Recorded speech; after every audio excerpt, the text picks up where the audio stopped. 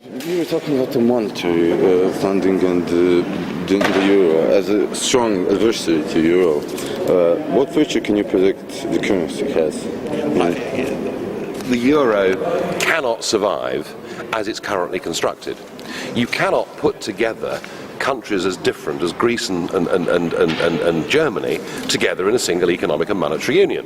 Now, the solution to the problem is there's talk in Brussels of turning the European Union into a debt union.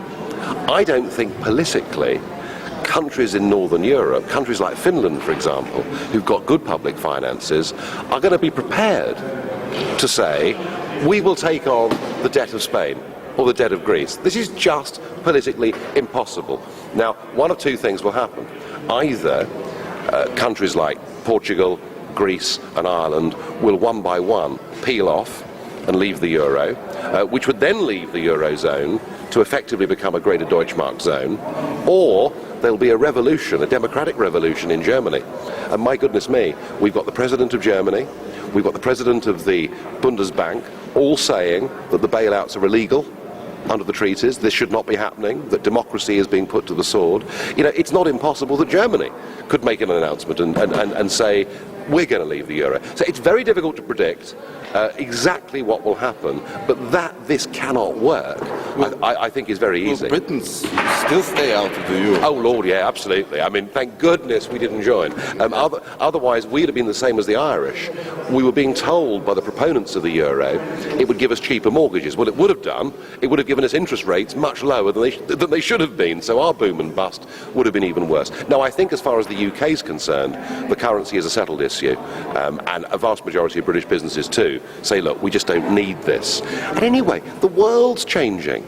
You know, Europe is not the beginning, middle and end of everything. We're living in a global arena, and we've all got to start thinking more broadly than just Europe. And do you still think that Spain is next in this bad line? All the way through the euro crisis, I've made predictions that have come right. So I'm not about to make one that won't come right. It's a possibility that Spain. Well, if we get to that, and we get to a country of 60 million people, you know, the fourth largest economy. Then we have a problem. Well, then we have a problem. Bailouts. I mean, bailout effects. The bailout fund at the moment is 440.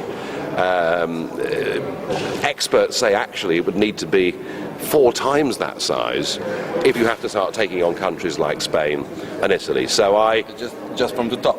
Yeah, I mean, I'm not sure which is the next domino to go, but I guess if you put me up against a wall and said name it, I would guess Spain is probably the most likely. Is there a chance that more countries like Denmark is now convinced will abandon the Schengen regime? Well, I think that when you've got bad times economically, rising unemployment and tensions, I mean, look, in Spain, youth unemployment, and I'm not making this up, youth unemployment in Spain is 46%. Now, in an environment like that, if you have a total open door to people from very, very poor Eastern European countries, and they come into a country like Spain, and they're perceived to be taking jobs at a time of high unemployment, you know, that is such a dangerous combination that governments tend to react to it. So I think Schengen's days are numbered as well, yes. What about the next enlargement of the European zone, like Croatia and so on? Can you predict something? Well, empires need to continually expand.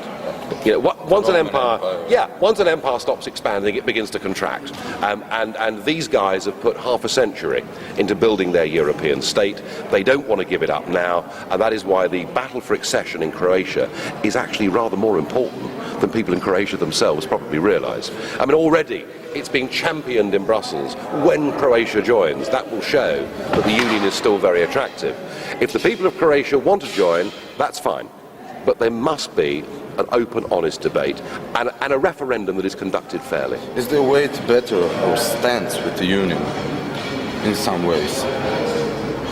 Before the referendum, before the enlargement? Well, yeah. I mean, I would have thought that it would be better and fairer to have a referendum before the government signs the documents. That, to me, would be a much better way round of doing it, but it was clear from Mr. Plenković today that they have no intention of doing that. What they're going to do to the Croatian people, they're going to say, look, it's a done deal already. We are joining. Take it early.